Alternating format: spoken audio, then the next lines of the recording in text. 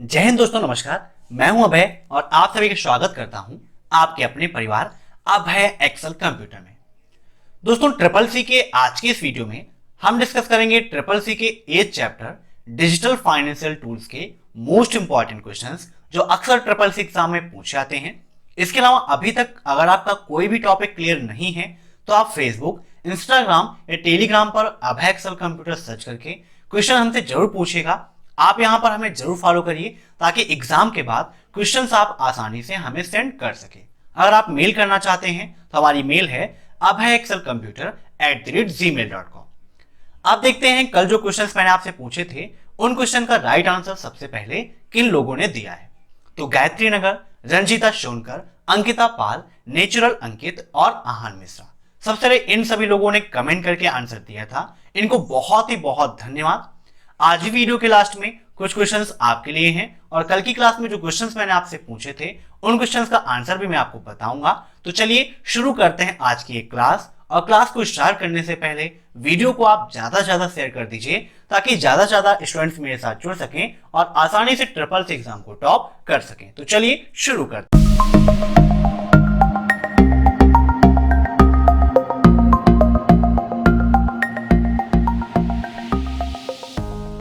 पहला क्वेश्चन है आपका, आधार सीडिंग क्या है।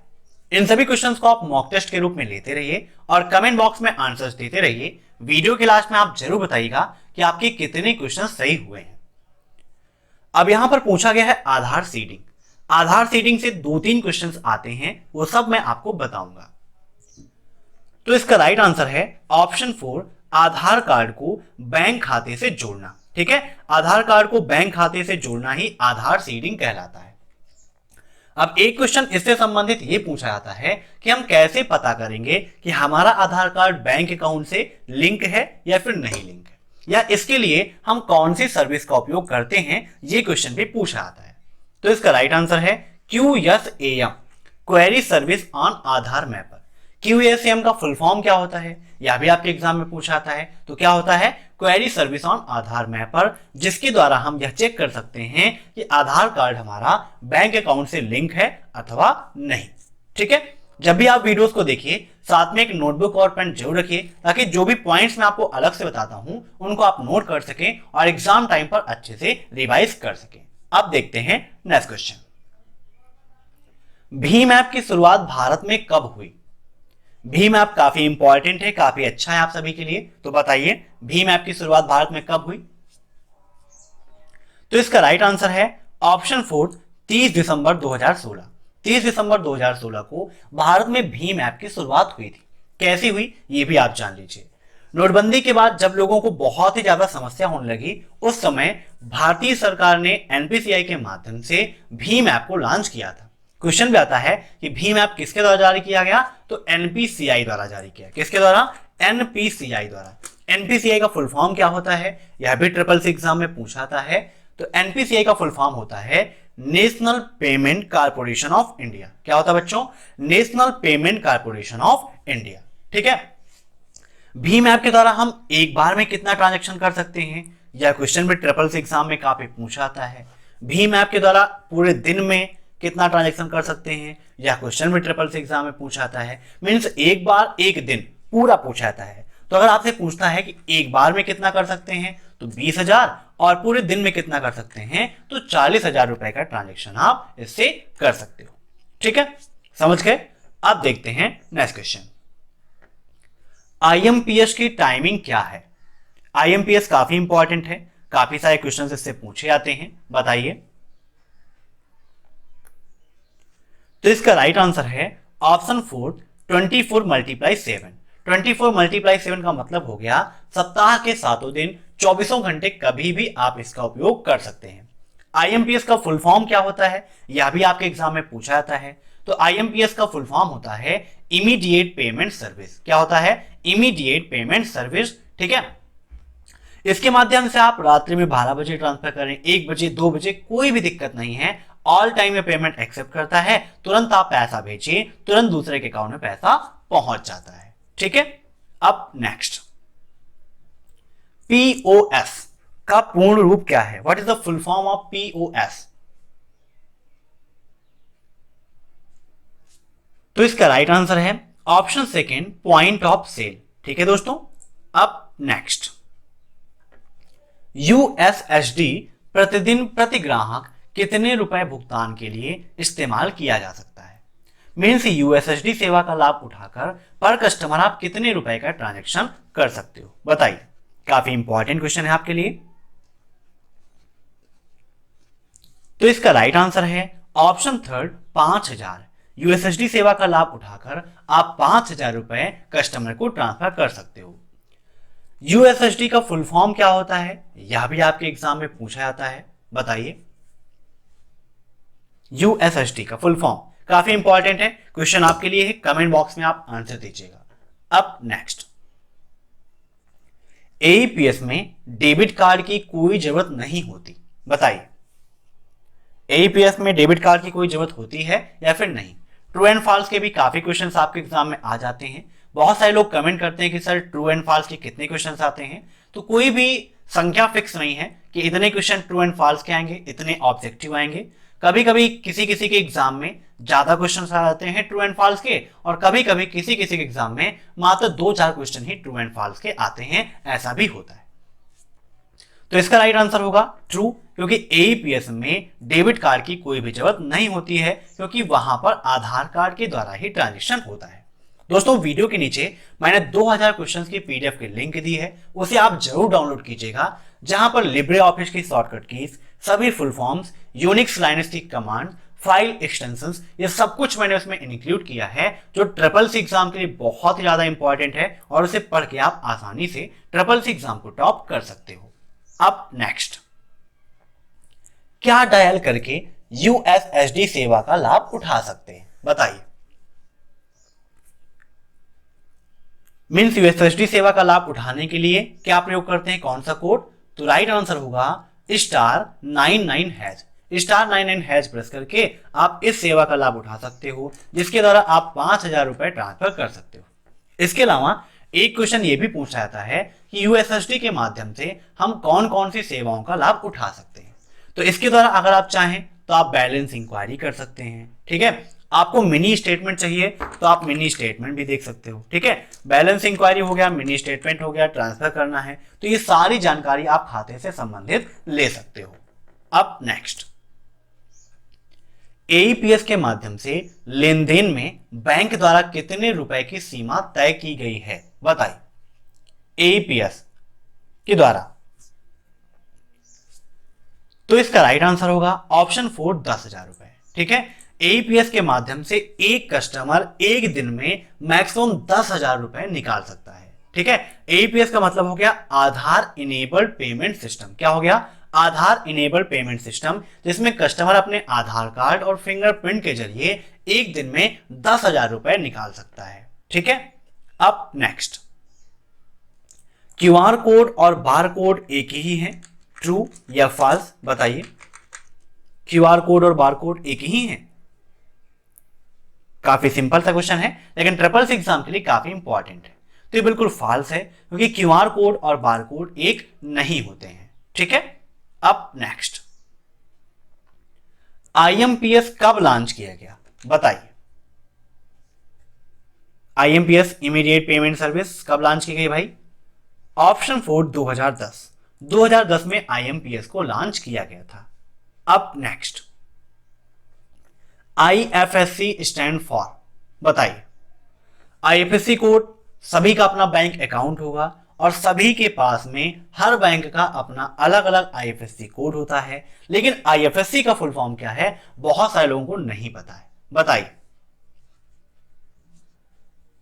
तो इसका राइट आंसर होगा option second, Indian financial system code. क्या होता है, Indian financial system code. IFSC code कितने अंकों का होता है, यह क्वेश्चन भी आपके एग्जाम में पूछा जाता है, ठीक है। तो यहां पर देखिए, एक आईएफएससी कोड मैं लिख के आपको समझाता हूं। जैसे हमारे एरिया का पंजाब नेशनल बैंक है, इसका आईएफएससी कोड होता है PUNB 04123 टाइम्स 0।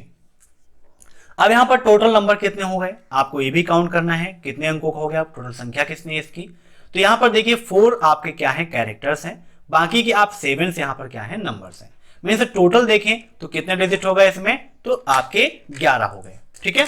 11 हो गए। लेकिन अगर ये पूछता है कि आईएफएससी कोड में कितने अल्फाबेट्स होते हैं तो आपकी संख्या होगी 4, और पूछता है कि कितने आपके न्यूमेरिक होते हैं तो न्यूमेरिक होते हैं 7। ये भी याद रखिएगा, ट्रिपल सी एग्जाम में पूछा जाता है कि आईएफएससी कोड में टोटल कितने डिजिट होते हैं तो 11 होते हैं, कितने अल्फाबेट्स होते हैं 4 होते हैं, कितने न्यूमेरिक होते हैं तो 7 होते हैं। ठीक है, हर बैंक का जो है अपना अलग अलग आईएफएससी कोड होता है। ठीक है, अब next, CVV stand for, CVV का फुल फॉर्म क्या होता है? आप सभी के पास लगभग एटीएम कार्ड होगा, बहुत सारे एटीएम कार्ड धारक हैं, और सभी एटीएम में देखिए पीछे साइड में सीवीवी लिखी होती है। ठीक है, ब्लैक ब्लैक पट्टी होती है, उसके बगल में सीवीवी नंबर लिखा होता है। तो सीवीवी का फुल फॉर्म होता है कार्ड वेरिफिकेशन वैल्यू। क्या होता है दोस्तों? Card verification value. Option first is right. ठीक है, अब नेक्स्ट, डेबिट कार्ड कितने अंकों का होता है? बताइए, डेबिट कार्ड कितने अंकों का होता है? तो इसका राइट आंसर होगा ऑप्शन थर्ड 16। डेबिट कार्ड आपका 16 अंकों का होता है। अब नेक्स्ट, सीवीवी कितने अंकों का होता है? सीवीवी का फुल फॉर्म तो आप सभी जान गए, कार्ड वेरिफिकेशन वैल्यू। वैसे कितने अंकों का होता है बताइए? तो इसका राइट आंसर है ऑप्शन थर्ड 3 अंकों का होता है। बैंक से लगातार आपको मैसेज आते रहते हैं कि कृपया अपनी ओटीपी, अपना सीवीवी किसी के साथ भी शेयर ना करें। अगर आप अपना सीवीवी किसी के साथ शेयर कर देंगे, एटीएम नंबर उसके पास है, तो आसानी से वो ट्रांजैक्शन सारे कर सकता है और बैंक अकाउंट आपका खाली हो सकता है। इसीलिए बैंक आपको लगातार एडवाइस देती रहती है कि अपना ओटीपी, अपना पिन, अपना सीवीवी नंबर किसी के साथ भी शेयर ना करें। अब यहां पर बात आ रही है ओटीपी की, तो ओटीपी का फुल फॉर्म क्या होता है?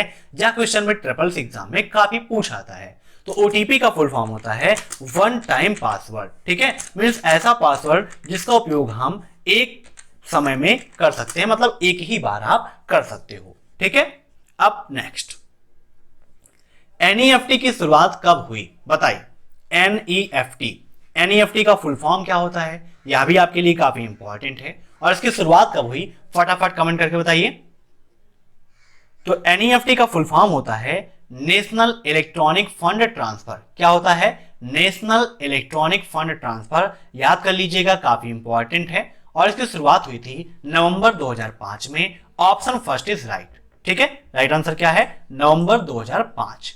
अब नेक्स्ट, जीआईजीओ किससे संबंधित है? बताइए, जीआईजीओ किससे संबंधित है? यह क्वेश्चन आपके लिए काफी इंपॉर्टेंट है। जीआईजीओ का फुल फॉर्म क्या होता है? यह भी आपके लिए इंपॉर्टेंट है और अक्सर पूछा आता है। तो इसका राइट आंसर होगा ऑप्शन फर्स्ट एक्यूरेसी। ठीक है, यह आपका एक्यूरेसी से संबंधित है। अब इसका फुल फॉर्म क्या होता है यह भी आप जान लीजिए। तो जीआईजीओ का फुल फॉर्म होता है गार्बेज इन गार्बेज आउट। ठीक है, मीन्स जैसा आप इनपुट प्रदान करेंगे वैसा ही आउटपुट आपको मिलेगा।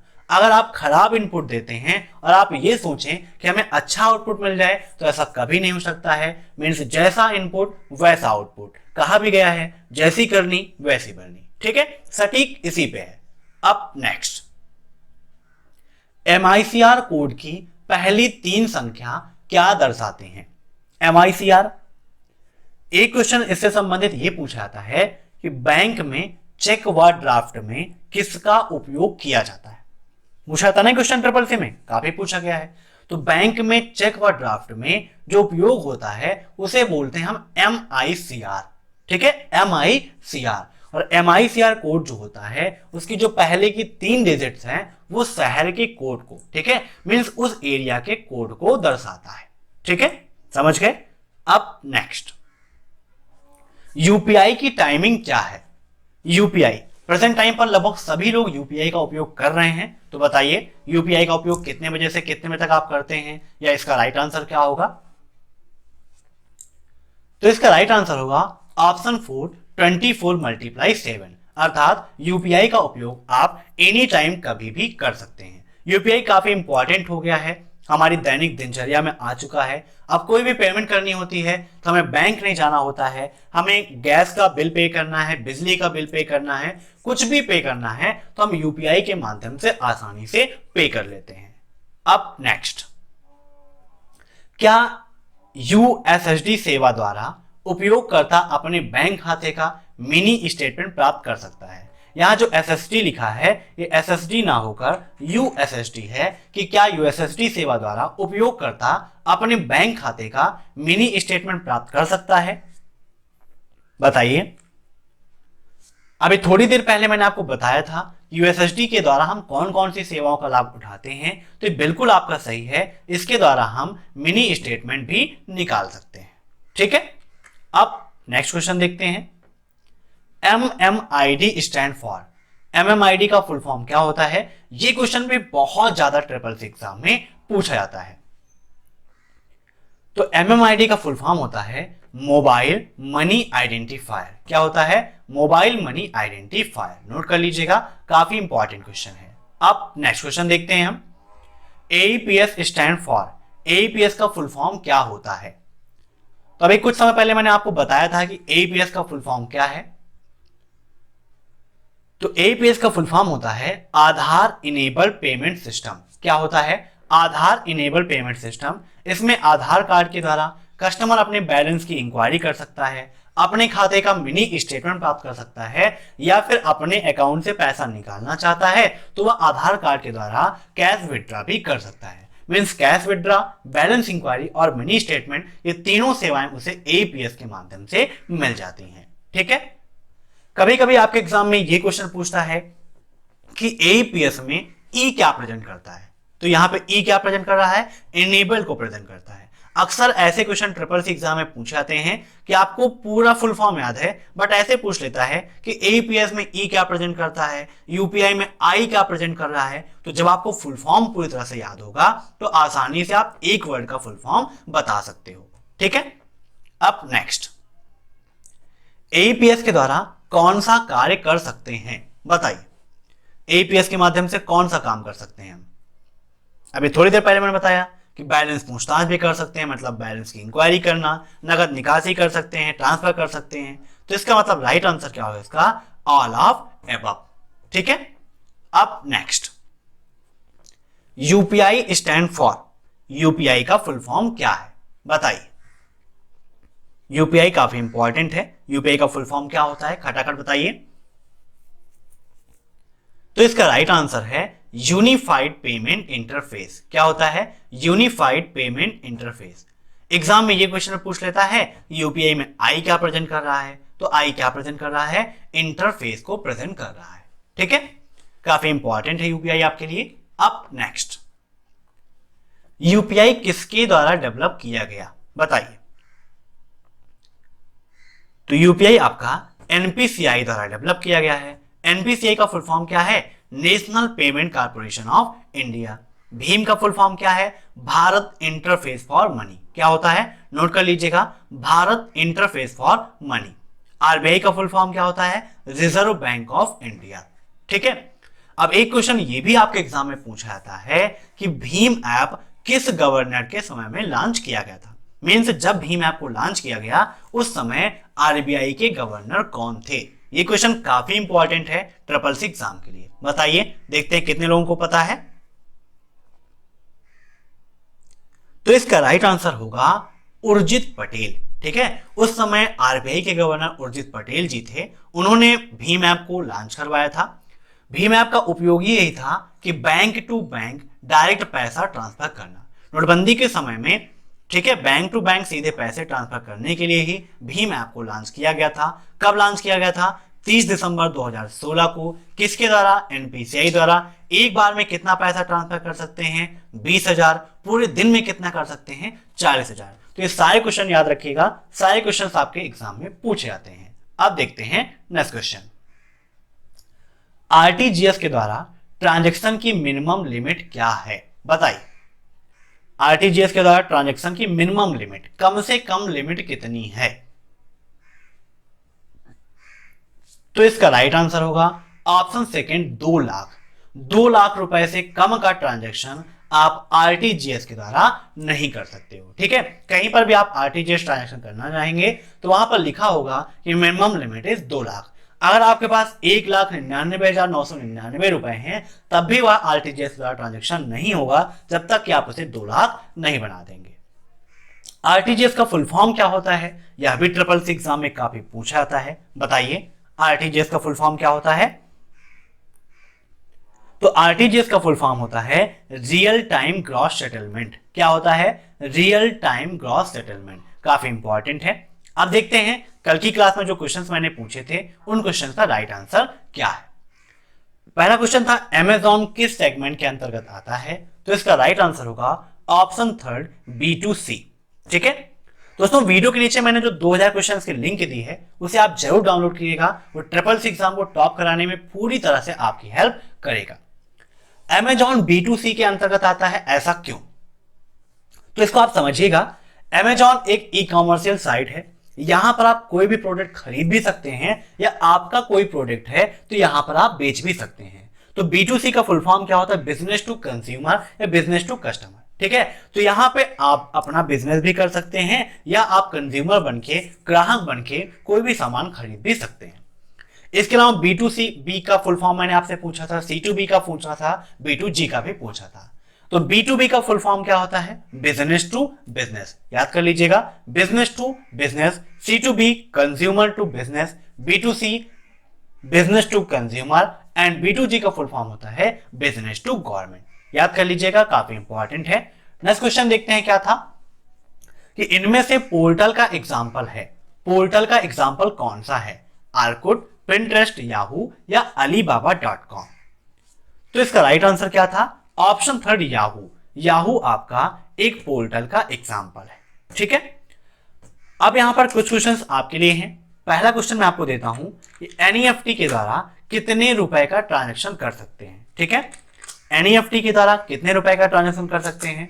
नेक्स्ट क्वेश्चन है यूपीआई के द्वारा एक दिन में, ठीक है, यूपीआई के द्वारा एक दिन में कितना ट्रांजैक्शन कर सकते हैं। ये दोनों क्वेश्चन आपके लिए हैं, इनका आपको कमेंट बॉक्स में आंसर देना है। तो फटाफट कमेंट बॉक्स में ओपन करिए और आंसर दीजिए।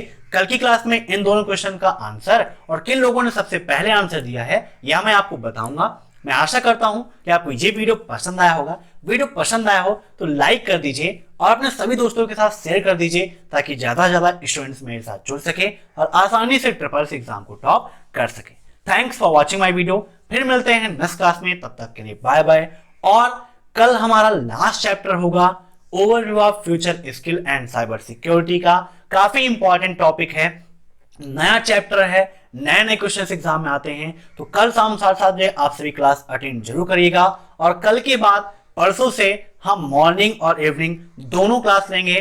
ठीक है, तो मॉर्निंग में किस समय क्लास होनी चाहिए, 7 बजे या वहां पर भी 7:30 बजे, या आप कमेंट करके जरूर बताइएगा। आपके अकॉर्डिंग ही सारी क्लासेस होंगी। Thanks for watching my video.